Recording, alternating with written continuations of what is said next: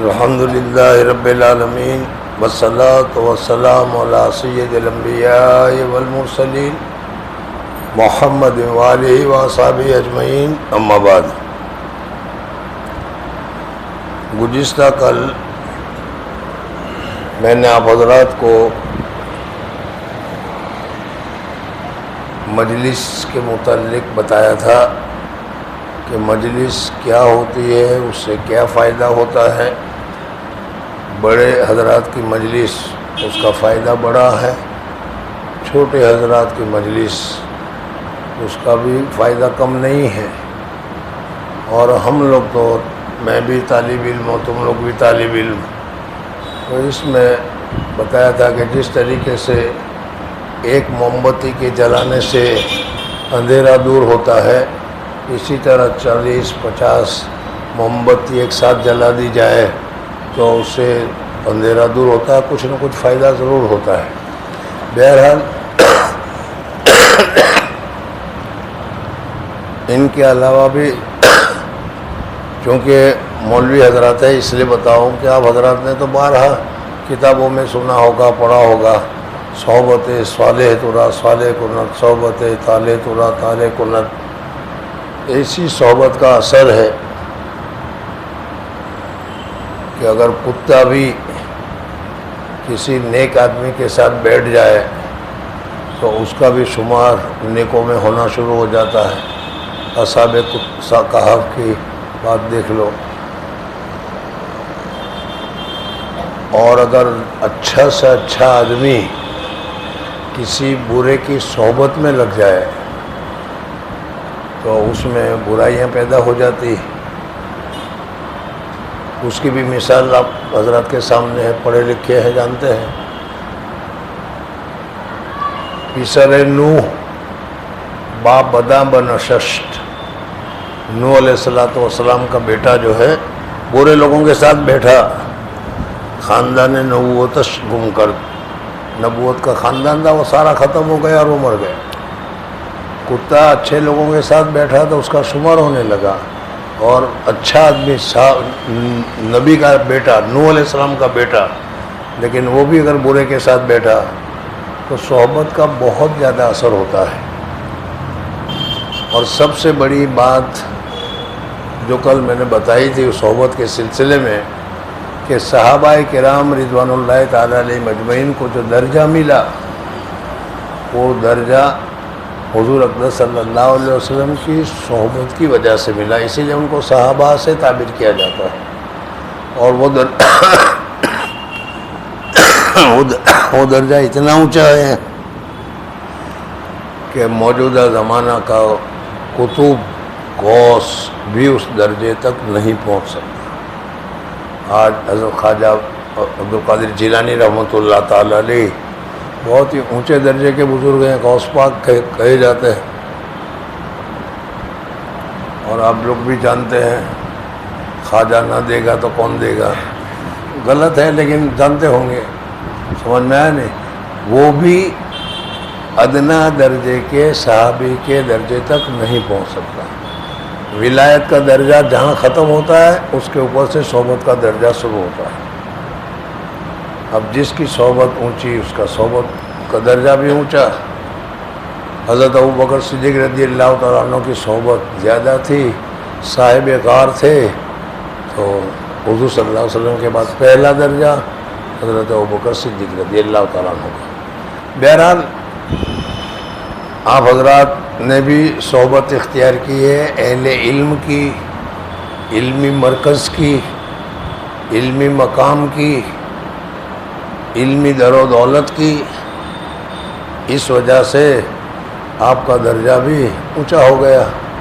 آج ہر جگہ پر آپ لوگوں کو پہچانا جاتا ہے، سلام کیا جاتا ہے، عزت دی جاتی ہے۔ اگر اس کی جگہ پر کسی اور دکان کی مالک کی نوکری میں یا کسی فیکٹری میں اگر ہوتے، وہاں کی صحبت ہی اختیار کی ہوتی تو اور حالت ہوتی۔ اس میں بھی مدرسے کی جو صحبت ہے، اس صحبت کو جنہوں نے اچھی طریقے سے مدرسہ کا صحبت کا فائدہ اٹھایا، اللہ جل جلالہ نے ان کو اتنا ہی زیادہ چمکایا.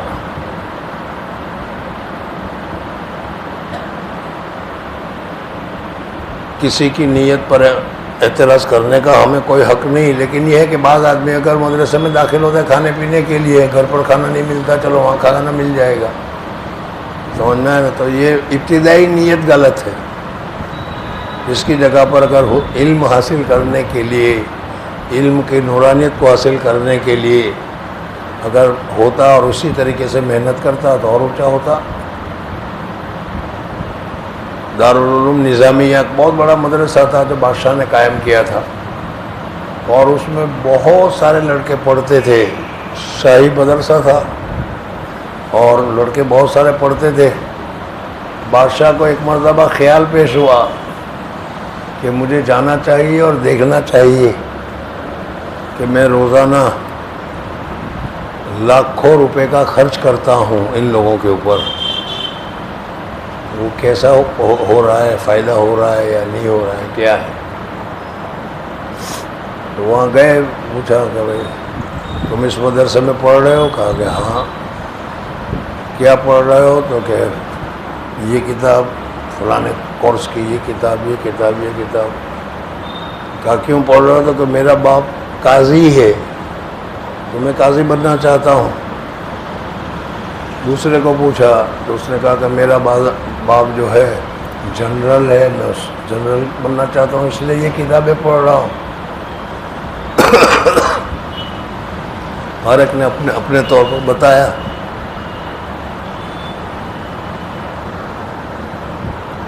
کسی نے کچھ بتایا، کسی نے کچھ بتایا. وہی دنیا داری کی باتیں. آپ کو اگر کوئی پوچھ لے تو آپ کیا جواب دیں گے؟ کہ ہاں میں مولوی بننا چاہتا ہوں تاکہ مولوی ہو جاؤ، لوگ مجھے مولوی کہیں، مجھے مولوی کا درجہ دے. یہی تو ہوگا. یا قاضی بننا چاہتا ہوں تو قاضی بن جائے. بادشاہ کو بہت زیادہ صدمہ ہوا کہ میں اتنے روپے خرچ کر رہا ہوں اور یہ لوگ علم حاصل کر رہے ہیں، لیکن علم دنیا داری کے لیے حاصل کر رہے ہیں.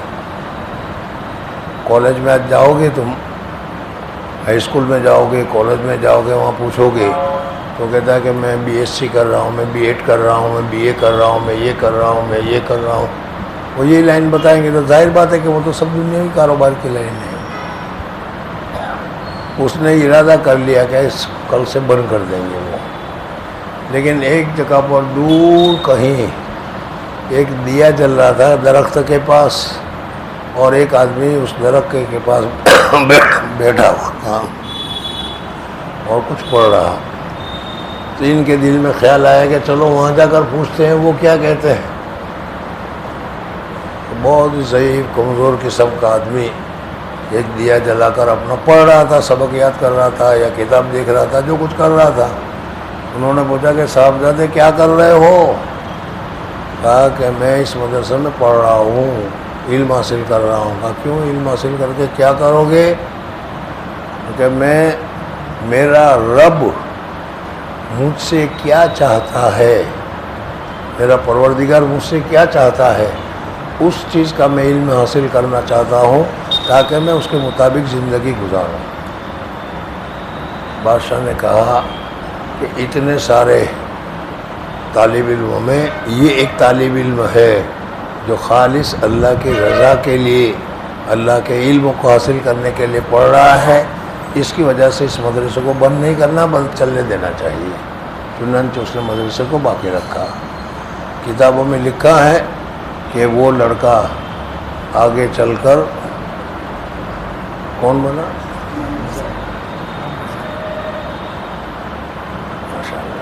پڑھے لکھے لوگ ہیں، اس کو کیا بتانے کی ضرورت. امام غزالی رحمۃ اللہ تعالیٰ علیہ کے متعلق لکھا ہے کہ آگے چل کر وہ امام غزالی بنے، اور واقعی میں بہت ہی اونچے درجے کا.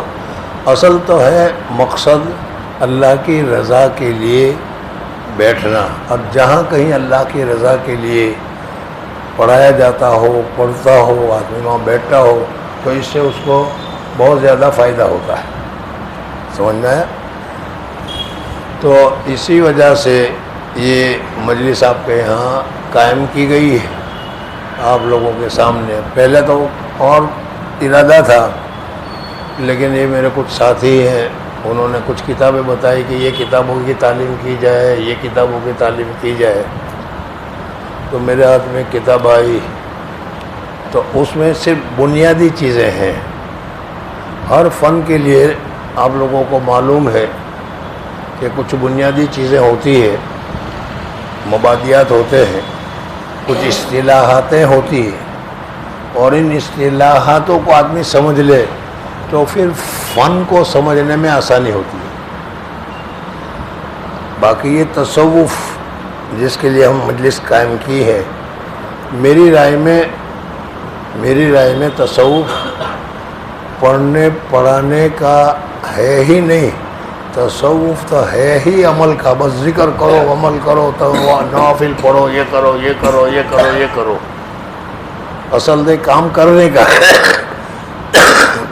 اور اس کام کے کرنے کی وجہ سے تمہارا یہ ناکام ہوگا، یہ مقام ہوگا، یہ مقام ہوگا، یہ مقام ہوگا، یہ مقام ہوگا، یہ ہوتا ہے. لیکن اب وہ مقام کیا ہوگا؟ آج کل کام تو حاصل کرنا نہیں، مقام کو جاننا زیادہ شوق رکھتا ہے. اس وجہ سے ہم لوگ ان اصطلاحات کو، تصوف کی ان اصطلاحات کو، غوث کسے کہتے ہیں، کتب کسے کہتے ہیں، خدام کسے کہتے ہیں، سمجھ میں ان چیزوں کو جاننے کے پیچھے زیادہ پڑے ہوئے ہوتے ہیں. اور تصوف کرنے میں کیا ہوتا ہے؟ لیکن میں نے کہا کہ تصوف اس لیے ہم لوگوں نے حضرت شیخ سے بیعت کی. اس وقت سے حضرت شیخ نے کبھی ہمیں تصوف کسے کیا کہتے ہیں، اور اس میں یہ مقام کون سا ہے، وہ مقام کون سا ہے، وہ مقام کون سا ہے، وہ مقام کون سا ہے، اس کو کچھ بتانے کی ضرورت بھی نہیں. خیر بہرحال جیسے ہم نے منطق کی کتاب پڑھی تو منطق میں ان کے اصطلاحات ہوتی ہیں، تصور، تصدیق، حد الاوسط وغیرہ وغیرہ. اب اس کو جانو گے تو تم کو تو سمجھ میں آئے گا. تو اسی طریقے سے طالب علم ہے، ان کے لیے بھی طالب علم ہونے کے بعد ان کے کچھ اثرات ہوتے ہیں، کچھ واقعات ہوتے ہیں، پڑھنا، مدرسے میں جانا، مطالعہ کرنا. اب اس میں بھی بہت ساری چیزیں بدل گئی.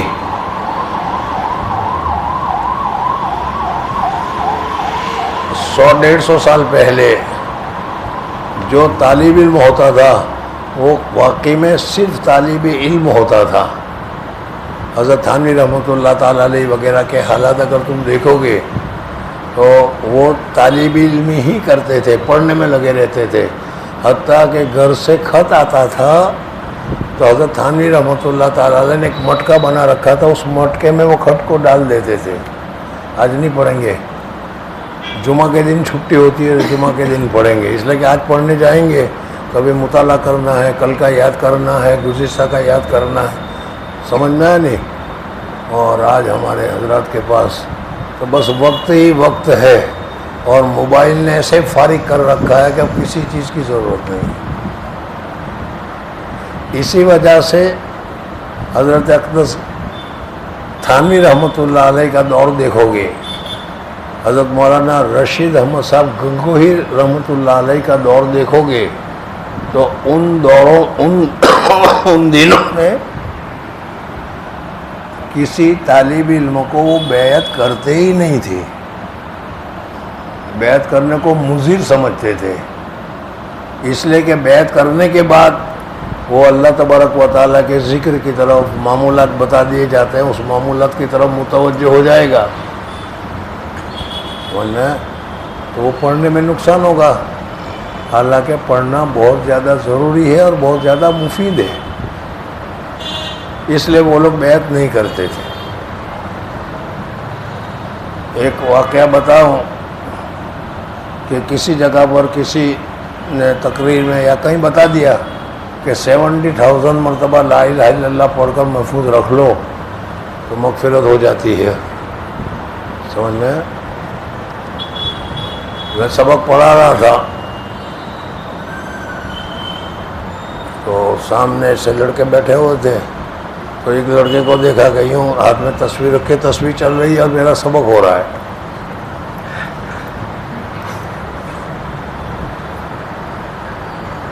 بہت اچھے عجیب واقعات آپ حضرات کے ہیں، لیکن اب اس کو بیان کروں گے تو یہ لوگ پتہ نہیں ٹیپ میں لے جا کر کہیں اور نقصان کا سبب نہ بن جائے۔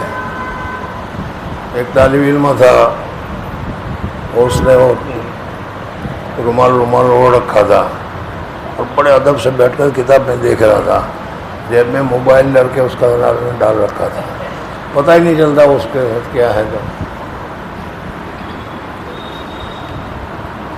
کرتے ہیں کہ نہیں ایسا؟ آپ لوگ نہیں؟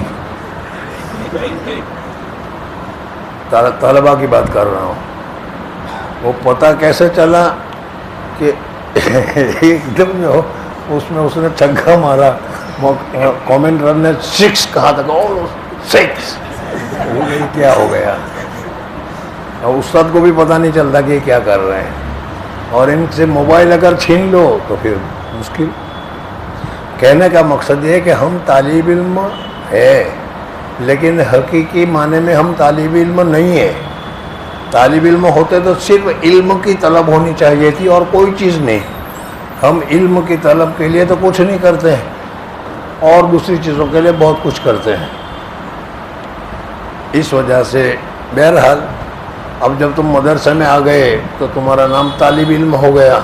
اب طالب علم کو کیسے رہنا چاہیے، حضرت شیخ نور اللہ مرکزہ بہت زیادہ فرمایا کرتے تھے۔ حضرت مولانا عبد الرحیم رائے پوری رحمۃ اللہ تعالیٰ علیہ کا مقولہ نقل کیا کرتے تھے کہ مدرسے میں ادنا درجے کا آدمی جو رکشہ چلاتا ہے وہ بھی سالانہ چندہ دیتا ہے، 1 روپیہ 10 روپیہ جو جتنا بھی ہوتا ہے وہ دیتا ہے۔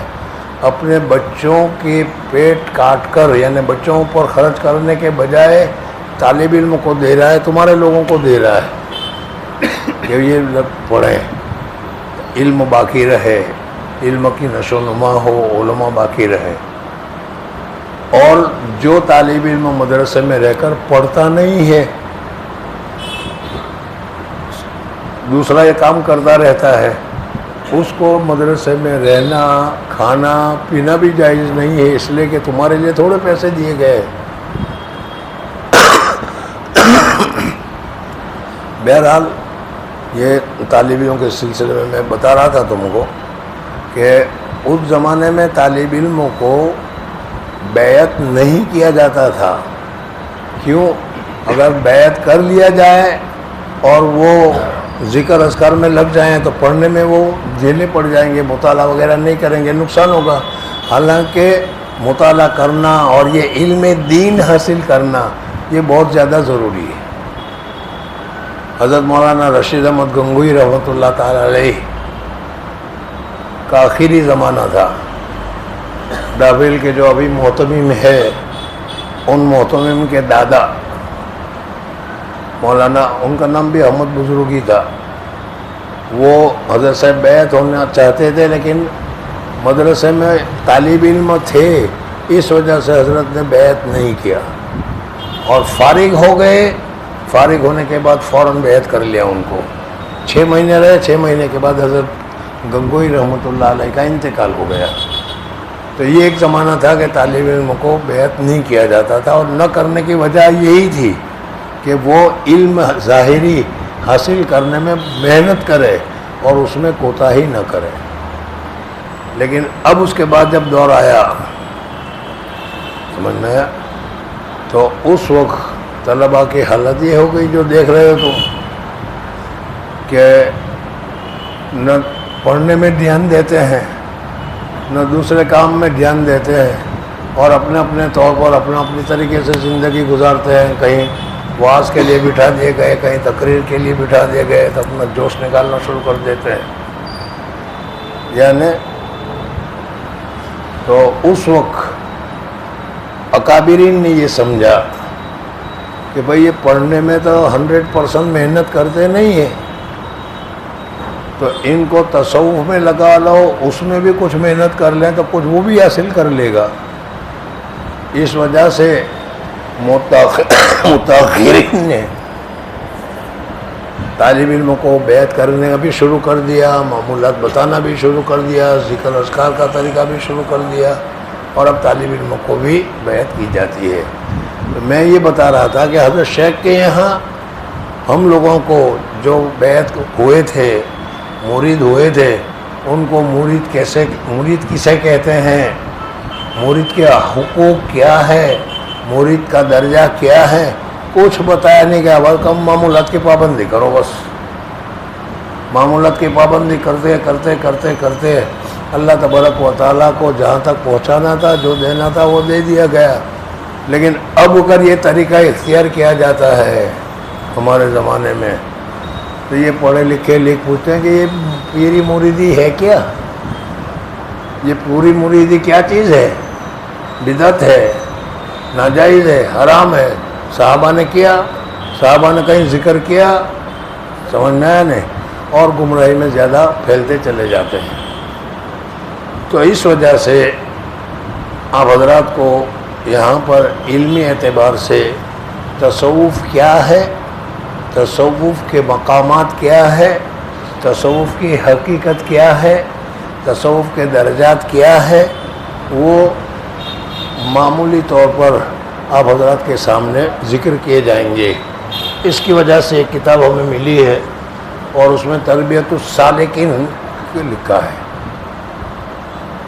اب رہ گئے سالکین، جس طریقے سے تم مدرسے میں داخل ہوتے ہو تو مدرسے میں داخل ہونے کے ساتھ تم کو سب سے پہلا ایک تمغہ، سب سے پہلا ایک کیا چھاپ، سب سے پہلے ایک مہر تمہارے پر لگ جاتی ہے، کس کی؟ طالب علم۔ تو آپ لوگ طالب علم ہے کہ نہیں وہ ایک دوسری بات ہے، آپ لوگ طالب علم ہے۔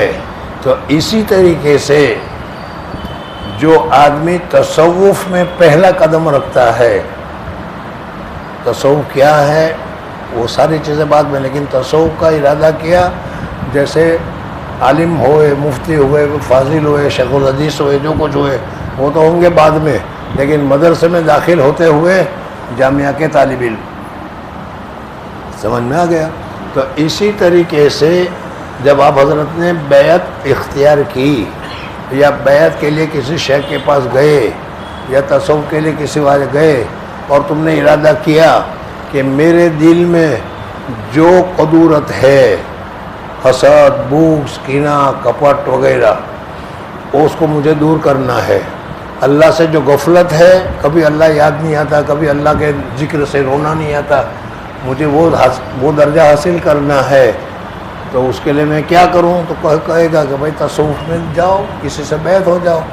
تو اب جب تم کسی کے پاس اس کے لیے گئے تو تمہارے اوپر تھپا لگ جائے گا، اور وہاں طالب علم کا تھپا لگا تھا، یہاں سالک کا تھپا لگے گا، سلوک، سالک چلنے والا، یعنی اب یہ آدمی جو ہے روحانیت کے گدر پر، روحانیت کے راستے پر، روحانیت کو حاصل کرنے کے لیے اس نے چلنا شروع کر دیا، اور یہ روحانیت کے لائن پر چل پڑا، اس وجہ سے اس کو سالک سے تعبیر کیا جاتا ہے۔ ہر زمانے میں الفاظ، ترجمے، مطالب بدلتے رہتے ہیں، آپ حضرات جانتے ہی ہیں، سمجھنا ہے۔ اب ہمارے یہاں اب یہ سالک عربی کا لفظ ہے، تو ہمارے یہاں آسان کا لفظ ہو گیا مریدین، یہ مرید ہو گئے، یہ مریدین کا لفظ ہو گیا۔ تو یہ مرید ہوئے، کس چیز کے مرید ہوئے؟ تو اس کے متعلق اب اس جماعت کا نام مریدین کی جماعت ہو جائے گا، سمجھ میں آیا نہیں؟ تو یہ کتاب تمہارے سامنے تربیت السالکین کے نام سے ہے۔ اس میں جو سالک لوگ ہیں، جو اپنے دل کو صاف کرنا چاہتے ہیں، اپنے دل کو پاک کرنا چاہتے ہیں، ان کو کیا کرنا چاہیے تو اس کا دل پاک ہوگا۔ درمیان میں حضرت تھانوی رحمۃ اللہ علیہ کا ایک مقولہ مجھے یاد آ گیا۔ حضرت تھانوی رحمۃ اللہ نے فرمایا کہ آج کل لوگ کسی پیر سے مرید ہوتے ہیں تو اس کی 3 یا 4 وجہ ہوتی ہے، مرید ہوتے ہیں تو 4 وجہ سے مرید ہوتے ہیں۔ ایک تو یہ کہ بزرگوں کی جماعت میں ہمارا نام آ گیا، حضرت تھانوی رحمۃ اللہ علیہ کی یہ مریدین ہے، حضرت تھانوی رحمۃ اللہ علیہ کے آدمی ہے، حضرت گنگوہی رحمۃ اللہ علیہ کے آدمی ہے، تو یہ ہو گیا، کامیاب ہو گئے، اور کیا چاہیے۔ بعض مرتبہ اس وجہ سے بیعت ہوتے ہیں وہ کہ جب ضرورت پڑے گی پیر صاحب سے دعا کرا دیں گے، پیر صاحب دعا کر دیں گے تو ہمارا بیڑا پار ہو جائے گا۔ چنانچہ ہوتا بھی یہی ہے، پیر صاحب سے دعا کراتے ہیں بس، یا اللہ میرا کام اٹکا ہے، حضرت میرا یہ کام اٹکا ہے، تو دعا کرانے کے لیے بیعت ہوتے ہیں۔ سمجھ میں بعض آدمی یہ سمجھتے ہیں کہ پیر صاحب اللہ تبارک و تعالیٰ کے بہت ہی نزدیک ہے، اللہ تعالیٰ ان کی بہت سی باتوں کو مانتے ہیں، بہت سی دعا کو قبول کرتے ہیں، تو ہم بیعت اس لیے ہو گئے کہ قیامت میں ان کا دامن پکڑ لیں گے تو یہ ان کے ساتھ ساتھ ہم چلے جائیں گے۔ حضرت تھانوی فرماتے ہیں کہ پتہ نہیں پیر صاحب کا حال کیا ہوگا، وہ تو وہاں جا کر پتہ چلے گا، لیکن اس وجہ سے ہوتے ہیں۔ یہ سب دنیاوی مقاصد ہے، ان مقاصد کے لیے اگر کوئی بیعت ہو تو وہ صحیح بات نہیں ہے۔ مدرسے میں داخل ہو گئے، بھائی کیوں ہو گئے؟ کہیں مدرس جگہ مل جائے گی، کہیں پڑھانے کا موقع مل جائے گا، حافظ ہو جائیں گے، کہیں تراویح کا جگہ ملے گا، باہر جانے کا جگہ ملے گا، فوراً جانے کا چانسز ہو جائے گا، چلو اس لیے پڑھتے ہیں۔ تو یہ بھی غلط ہے کیا نہیں؟ اس طریقے سے یہ چیزیں بھی غلط ہے۔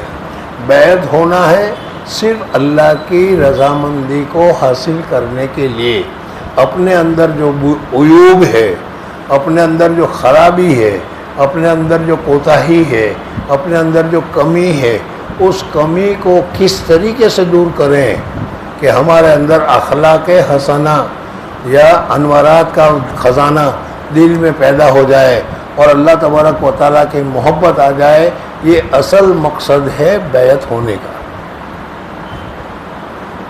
سمجھ میں آئے نہیں؟ اصل مقصد جو بیعت ہونے کا ہے وہ یہ ہے کہ ہمارے اندر جو برائی ہے، میں جھوٹ بولتا ہوں، میری آنکھ غلط کام کر رہی ہے، میرے پاؤں غلط جگہ پر جا رہے ہیں، میرا کھانا حرام کا ہو رہا ہے، میں اس سے کیسے بچ جاؤں اور اللہ کی رضامندی حاصل کروں، اس کے لیے کسی آدمی کے پاس جاتے ہو۔ آدمی سب برابر ہے، اس کے اوپر بھی جس کے پاس تم گئے ہو اس کے اوپر بھی سارے ایسے حالات گزرے ہیں جو ہمارے پر حالات گزر رہے ہیں۔ آنکھ کا صحیح استعمال کرنا، آنکھ کا غلط استعمال کرنا، کان کا صحیح استعمال کرنا، کان کا غلط استعمال کرنا، شہوت کا صحیح استعمال کرنا، غلط استعمال کرنا، سب کچھ ہے۔ اب اس نے کس طریقے سے ان ساری چیزوں کو چھوڑا اور اس چھوڑنے میں کیا کیا پریشانیاں آتی ہے، کیا کیا مصیبتیں آتی ہے، کیا کیا دشواریاں پیدا ہوتی ہے، اور اس دشواری سے یہ کیسے نکلا اور نکل کر صحیح درجے کے اوپر پہنچا، سمجھنا ہے نہیں؟ اور چونکہ یہ شیخ ہے، یہ بھی اس راستے سے گزرا ہے، اس لیے اس کو اس کے سارے علاج معلوم ہے۔ میں ان کے ہاتھ پر بیعت کرتا ہوں تاکہ یہ جو مجھے بتائے اس کو میں مانوں گا اور اس میں کوئی چون و چرا نہیں کروں گا۔ فارسی کا ایک مقولہ تم نے سنا ہوگا کہ سالک ابھی جو اپنے بتانے تمہارے لوگوں کا نام سالک ہو گیا، سالک کہ چون و چرا می کنن و طالب اور طالب علم کہ چون و چرا نمی کنن، چون و چرا نہ کرے طالب علم، ہر دورہ در جنگل باید برس، ان دونوں کو جنگل میں بھیج دینا چاہیے، کام کے نہیں ہے۔ طالب علم ہو کر کیوں؟ استاد نے کہا کہ بھائی تمہاری نماز نہیں ہوئی، اور وہ کہتے چلیے بات ٹھیک ہے، نہیں اسے پوچھنا تھا بھائی کیوں نہیں ہوئی، کیا بات ہے، کیا کمی رہ گئی؟ یہ تو طالب علموں کا حق ہے کہ تحقیق کرے وہ، اور آج کل کے طالب علم چونو چیرا نمی کنن۔ اور سالک جو تصوف کے لائن پر چل پڑا ہے، اللہ کی رضامندی کے حاصل پر چل پڑا ہے، اس کو چونو چیرا کرنے کی اجازت نہیں۔ استاد نے جو بتا دیا، شیخ نے جو بتا دیا کرو، اس کے خلاف یوں کیوں بتایا؟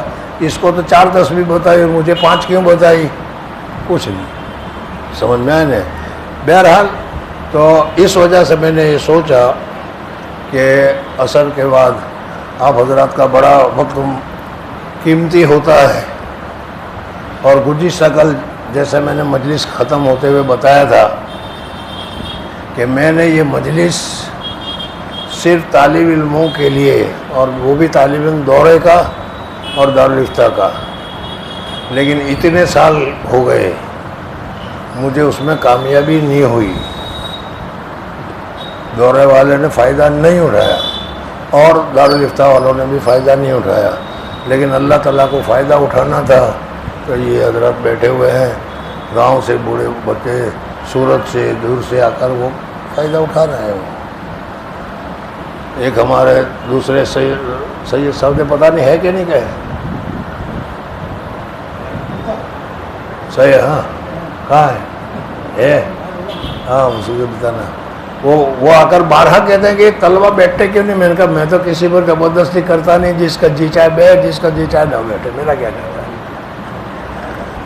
تو بزرگوں اور دوستوں کے کہنے کا مقصد یہ ہے میرا کہ واقعی میں آدھا پونا گھنٹے کا یہ وقت ہوتا ہے، اور اس وقت میں تصوف کیا چیز ہے، تصوف کے واقعات بھی ہم کو بہت پسند ہیں، اور ہم میں سے ہر ایک آدمی یہ چاہتا ہے کہ بایزید بستامی بن جائے، خواجہ جنید بغدادی بن جائے، نظام الدین اولیاء بن جائے، سمجھ میں آئے نہیں، لیکن اس راستے پر چلنے کے لیے ہم تیار نہیں۔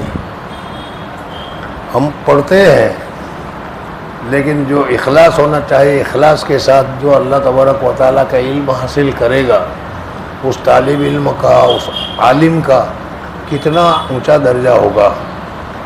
انما یخشی اللہ من عبادہ العلماء کہا گیا ہے۔ کیا میں اور آپ علماء ہیں؟ اور علماء ہے تو کیا اللہ تبارک و تعالیٰ کے نزدیک ہمارا درجہ سب سے اونچا ہوگا؟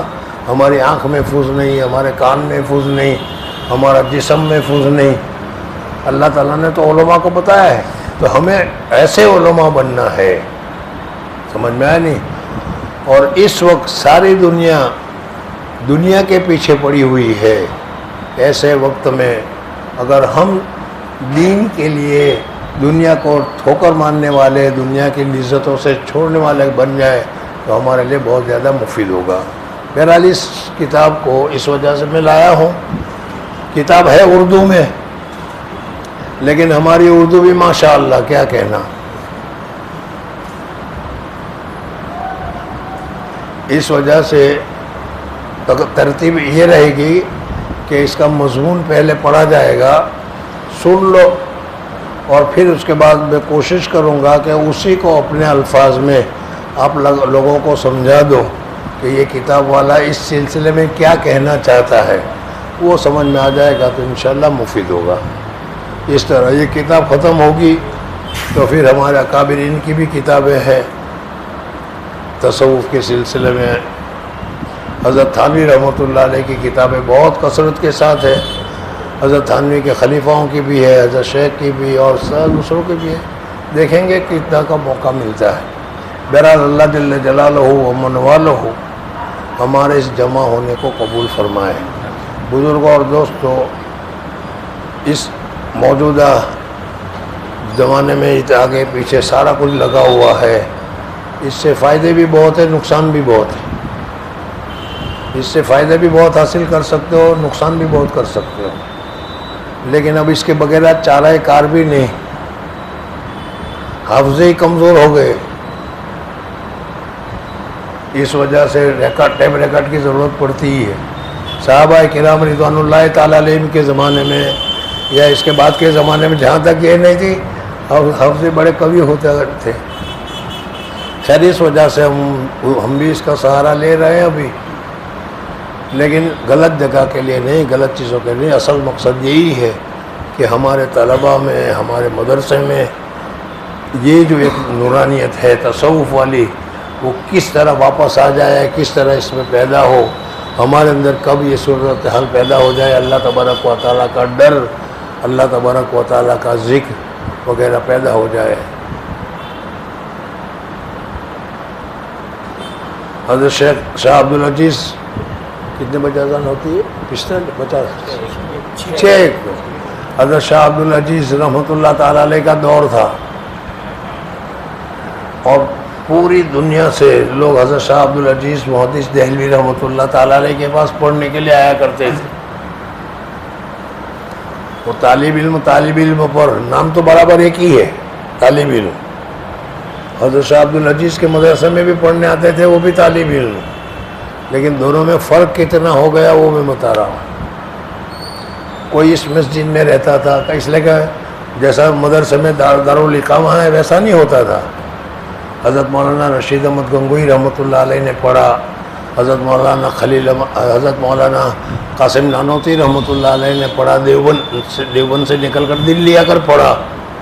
تو وہاں کوئی خان کا دارالاقامہ نہیں تھا، مول صاحب پڑھاتے تھے اور یہ لوگ اپنا رہتے تھے، اپنا کھاتے تھے. ایسا کچھ ہوتا تھا، کوئی یہاں سے آتا ہے، کوئی وہاں سے آتا ہے. یہ تو اللہ تبارک و تعالیٰ کا شکر ہے کہ ہمارے لوگوں کے لیے اللہ تعالیٰ نے انتظام کیا. کھانے کی فکر نہیں، صبح چائے کی فکر نہیں، شام کو روٹی کی فکر نہیں، بنی تیار مل جاتی، ہاتھ دھو کر بیٹھا ختم ہوتا. پھر خرچ کرنے کے لیے پیسے بھی ملتے ہیں. میرا ایک طالب علم آ رہا تھا، پٹھانوں کا سرحدی بتاتے ہیں، بڑا حسین جمیل. جس راستے سے آ رہا تھا وہاں کوئی بڑی حویلی تھی اور اس بڑی حویلی کی کوئی مالکین تھی. اس نے دیکھ کر اس کو پسند آ گیا، اچھا لگا. اس کے دل میں شیطانیت گھس گئی. اس نے کہا کہ اس کو حاصل کرنا چاہیے، اس کو کنٹرول کرنا چاہیے.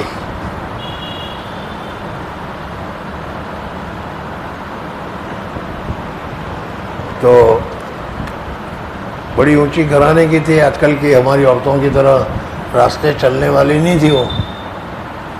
اس نے اپنی باندی کو کہا کہ وہ مول صاحب آ رہے ہیں، وہ ان کے پاس جاؤ اور ان کو کہو ہماری مالکن آپ سے کچھ مسئلہ پوچھنا چاہتی ہے، اس لیے آپ کو بلایا ہے. آپ کو تو کہا کہ آ جاؤ تو ویسے ہی پہنچ جاؤ گے، لیکن اس زمانے میں وہ ایسے آئے گا نہیں، اس لیے کہا کہ میں مسئلہ پوچھنا چاہتی. تو وہ بیچارہ دیندار تھا تو وہ مسئلہ کی وجہ سے پہنچ گیا وہ خاص حویلی کے اپنے جگہ پر. اور وہاں جا کر اس نے مطالبہ کر دیا کہ میری خواہش ہے بس میں تم کو عاشق ہوں مجھ سے. تو وہ سٹ پٹا گیا. اور ایسے وقت میں آدمی کیا کرے گا؟ وہ سوچ میں پڑ گیا کہ کیا کروں کہ میری جان چھوٹ جائے. اس نے کہا مجھے میں نہیں کرنا، میں چلا جاتا ہوں. تو اس نے کہا خبردار، اب تم بھاگ نہیں سکتے. اب ذرا سے تم یہاں سے نکلنے کی کوشش کی، میں دروازے پر کھڑے کر کہوں گا دوڑو مجھے بچاؤ، یہ مول صاحب میرے ساتھ زنا کرنے کے لیے آئے. لوگ ماریں گے تجھے. پھنس جاتا ہے کہ نہیں آدمی. اب یہ سوچ میں پڑ گیا کہ کیا کروں میں.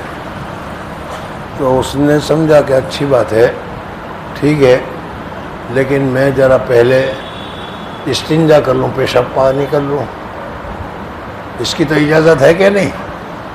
تو وہ سمجھ گئے کہ ہاں ٹھیک ہے کر لو. وہ سمجھا کہ یہ مان گئے یہ مول صاحب ہوں گے. سمجھ میں آئے نہیں. ٹھیک ہے، اس کو بیت الخلا بتا دو. وہ بیت الخلا بتایا، یو پی والا بیت الخلا پرانے زمانے کا، حضرت شاہ عبدالعزیز کے زمانے کا، جس میں پاخانہ اوپر ہی اوپر رہتا تھا، بنگن اٹھا کر لے جایا کرتی. یہ گئے اور جا کر سارا پاخانہ پکڑ کے اپنے بدن کے اوپر، منہ کے اوپر اس طریقے سے سب کچھ لگایا. اور لگانے کے بعد اب وہ دلہن کے سامنے آ کر کھڑا ہو گیا. اب وہ نازک مزاج برداشت کرتے بھگایا اس کو دلی سے. اس کو تو جان بچ گئی کہ چلو میں زنا سے بچ گیا کہ نہیں، اور نہ چھوٹنے کا کوئی راستہ ہی نہیں تھا. اب وہ سیدھا گیا وہ جمنا کے کنارے، کپڑے نکالے، کیا یہ سب دھویا دھایا، پاک صاف ہوا. اب لگایا ہوگا تو ذرا اچھی طریقے سے وہ صاف کرنا پڑے گا کہ نہیں. صاف کیا اس نے اور درسگاہ میں گیا تو دیر ہو گئی تھی. یہ داخل ہوا تو حضرت نے دیکھا اور دیکھنے بعد کہا کہ بھائی مشک کی خوشبو آ رہی ہے, کہاں سے آ رہی ہے؟ وہ تو طالب علم تھا, وہ جانتا ہے کہ معارضہ کیسا ہوتا ہے, تاریخ کیسی ہوتی ہے, کٹاکس کیا ہوتا ہے, جانتا ہے کہ نہیں. ہو گیا کہ یہ حضرت نے مجھ پر ہی کہا کہ میں پاخانہ لگا کر گیا تھا, اتنا تو دھویا لیکن کم سے کم اس کی بو نہیں گئی ہوگی, اور رونے لگا.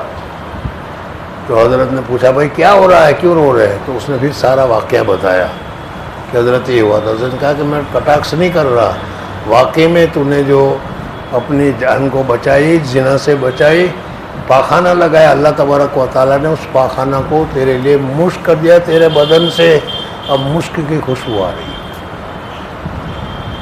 ایک تو طالب علم یہ, اور یہ طالب علم کا زمانہ یہ, اور دوسرا طالب علم یہ, اور اس کا زمانہ یہ, اور اس کے واقعات یہ. خود ہی واقعات اب لگاتے رہو. بزرگوں اور دوستوں, ہم زندگی خراب کر رہے ہیں, پڑھ رہے ہیں اچھا کر رہے ہیں, لیکن جس مقصد کے لیے پڑھ رہے ہیں, جس مقصد کے لیے پڑھنا چاہیے, وہ مقصد ہمارے سامنے نہیں ہے.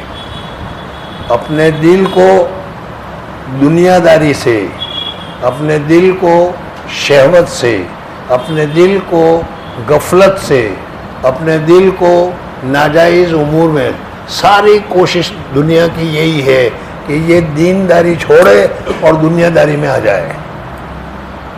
ساری دنیا میں ابھی جو تکلیف ہے وہ یہی ہے کہ یہ اللہ کو نہیں چھوڑتے.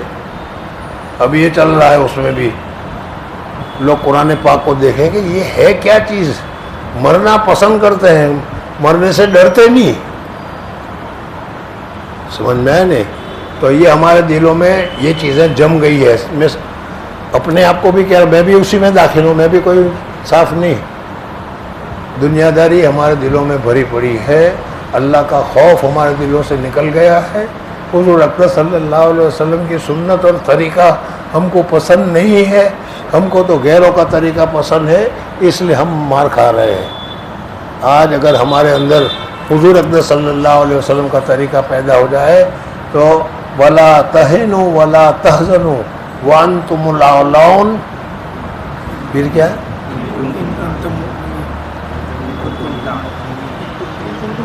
ان کنتم مؤمنین, اگر تم سچے ایمان والے ہو تو آج بھی تمہارا درجہ وہی ہے. یہ تم سے ڈرتے ہیں, ایمان کا جذبہ پیدا کرو. تو کہنے کا مقصد یہ ہے کہ دل کی صفائی کی طرف دھیان رکھو. اللہ تعالیٰ مجھے بھی اور آپ حضرات کو بھی صفا دل نصیب فرمائے. سبحان اللہ و بحمدہ, سبحانک اللہم و بحمدک, نشہد ان لا الہ الا انت نستغفرک و نتوب الیک.